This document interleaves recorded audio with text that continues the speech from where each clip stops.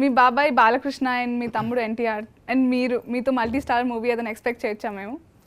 ఏంటి frankly to say మీరు ఏమనుకోకపోతే I'll be little bit Frank.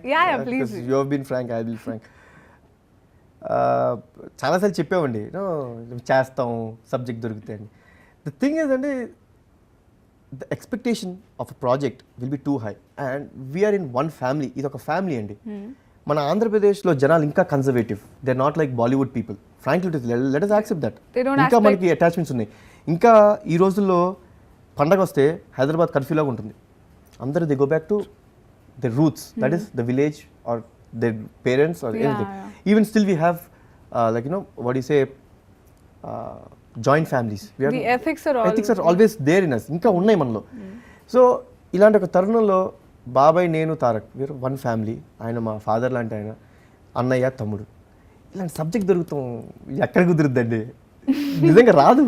ఇప్పుడు అదే బాలీవుడ్లో అనుకోండి, Akshay Kumar will play, Abhishek Bachchan will play. They are not related to each other.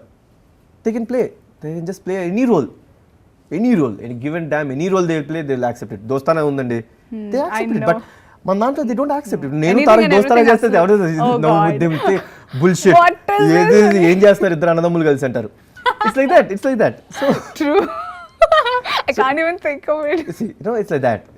There are certain restrictions that we have, and అంత అద్భుతమైన సబ్జెక్ట్ వస్తే definitely we will be delighted to do it.